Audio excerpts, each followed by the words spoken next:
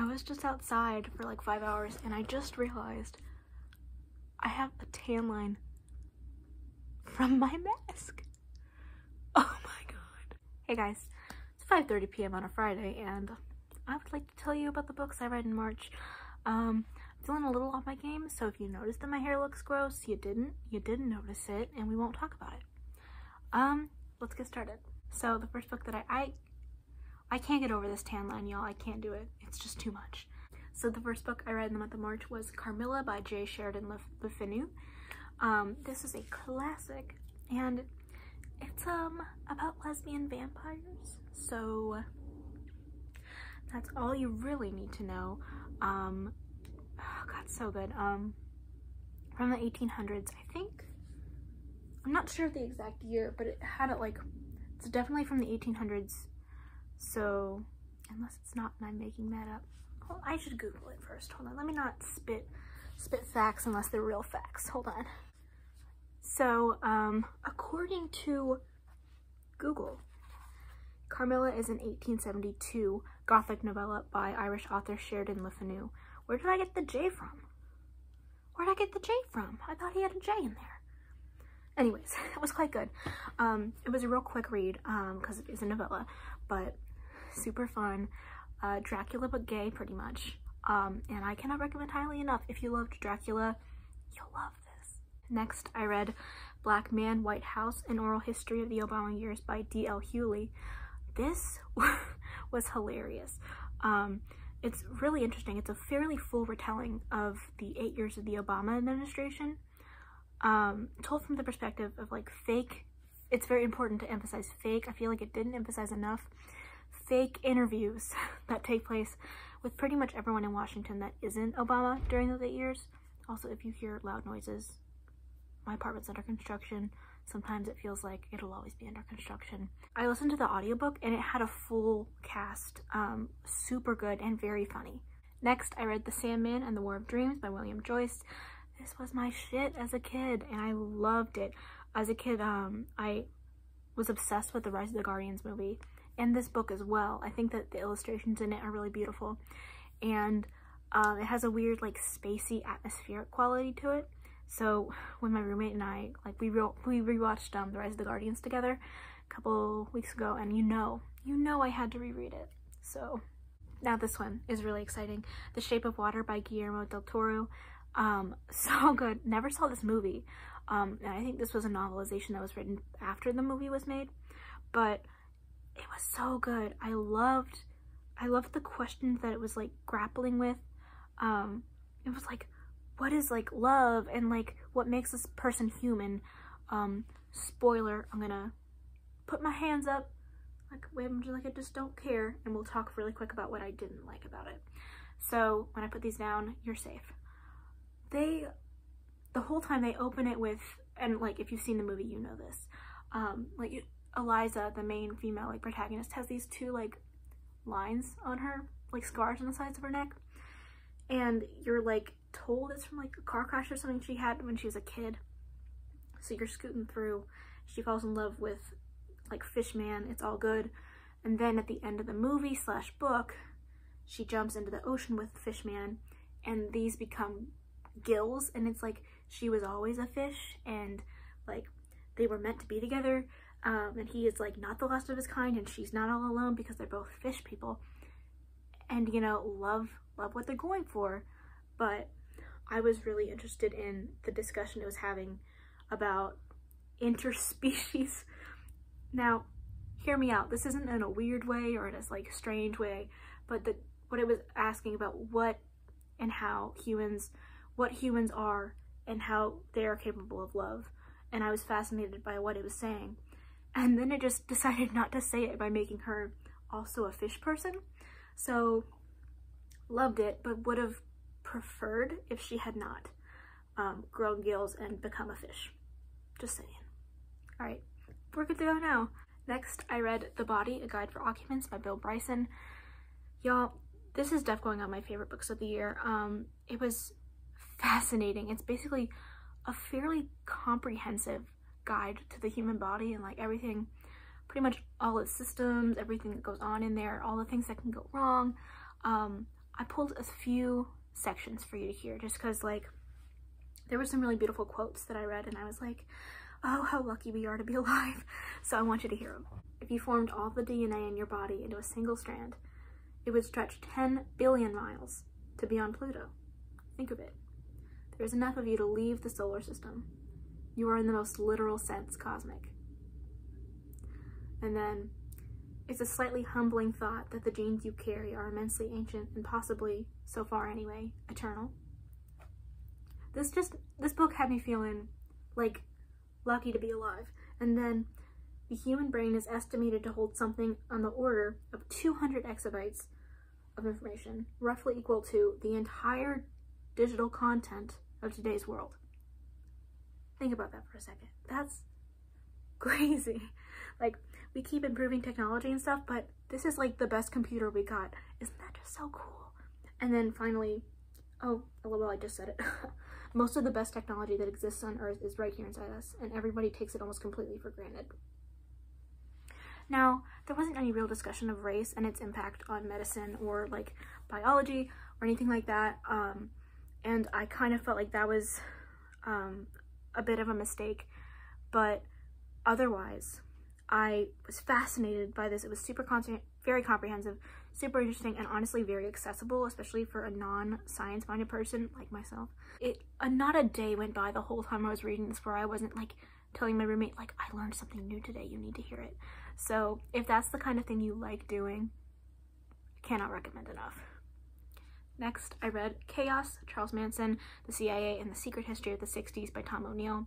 This was fascinating and so cool. Definitely walking around the house telling people about it made me sound like a conspiracy theorist, but we all know I was one anyway, so it's fine. This looked at how those in power in the United States allowed Charles Manson and his followers to stay on the streets even after they had plenty of evidence to put them away and keep them off the streets and prevent them from the murder that like made them a household name. The murderers, plural, because they are crazy. This involves COINTELPRO, which if you're an American, I highly recommend reading into this because it will, if you're not already disappointed with the United States, you will be after you read about this. COINTELPRO, let me find a concise description for you so I don't mess it up. This is according to the Britannica. COINTELPRO is a counterintelligence program conducted by the FBI from 1956 to 1971 to discredit and neutralize organizations considered subversive to US political stability. This started with the Communist Party in the 50s, and then as we moved forward, it became a lot more about people of color.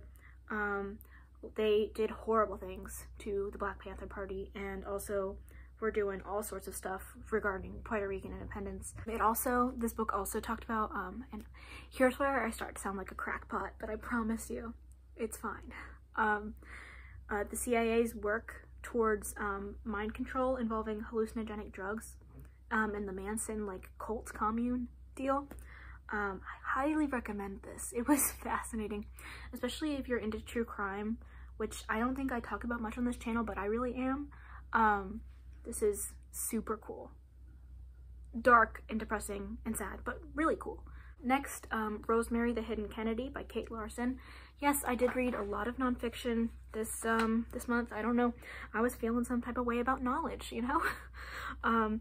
So this was another really well-researched piece. This was about the oldest Kennedy daughter who, due to a botched home birth, was born intellectually disabled, and in the incredibly like competitive and intense Kennedy family, obviously that wasn't gonna fly, so they really hid her, kept her under the radar, hid her from the press, and then when she got into her 20s, she became harder to control, and their father was not down for that, and her father didn't tell his wife, certainly didn't tell Rosemary, but he had her get a lobotomy, and it took all of her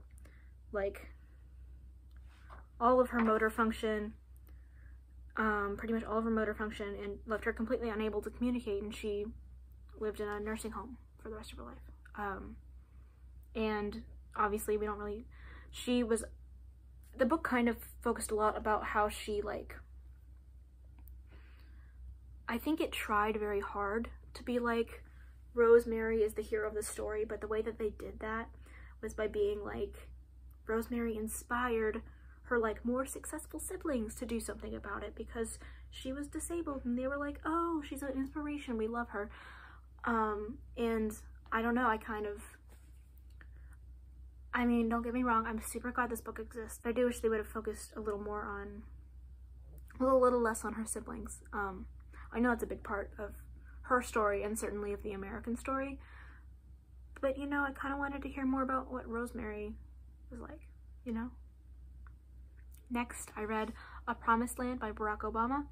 This was so long, but honestly, well worth the read. The audiobook is read by Obama himself, and y'all know that his voice is like butter. So it was nice. It was real nice. I've grown out of idolizing political figures as I've grown older, and my realization that Obama wasn't this perfect person that I imagined when I was a kid. And I turned 8 and he was elected, and I was like, this is the America I get to live in.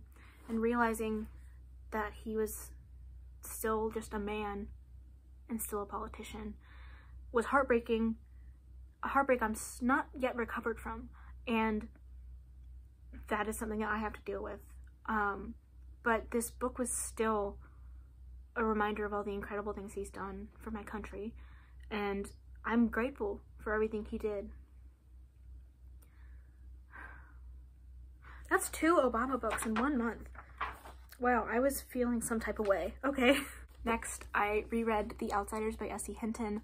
This was my favorite book as a kid, and when I was an emo teen, I was like, Johnny Cade, I see you. And it held up. It really held up to the test. I thought that maybe if I read it when I was not a teenager, I wouldn't be as big of a fan, but I still loved it. I think the characters are just such full people that it makes it impossible not to love it. God, I love found family. I love the found family trope, and this book is like rich with that. Finally, the last book I read in the month of March was Blue Lily, Lily Blue by Maggie Stiefvater. I made a video about this up in the card if you'd like to check. That was I don't know how this video like vibed. I feel like I'm feeling a little weird right now. I don't know if you can tell.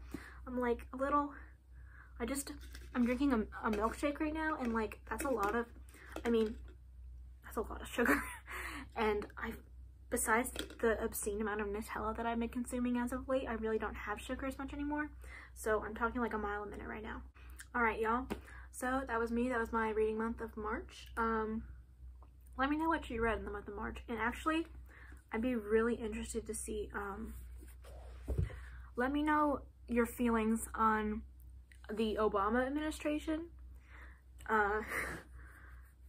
I mean, if you don't have a strong opinion, if you do have a strong opinion, I think either perspective is fascinating, especially coming out of the political time. We all know what I mean. The political time that we've just been through. And then now with the Biden presidency, who literally the vice president of Obama, like that, we've had a lot happen. So if you're American or if you're not, let me know what you think, because that's something I've been thinking about a lot right now. And also just let me know how your reading month was. So I hope you're all doing well. I hope you're staying safe. If you can, please get vaccinated. So that's all I have for you today. Like, comment, subscribe.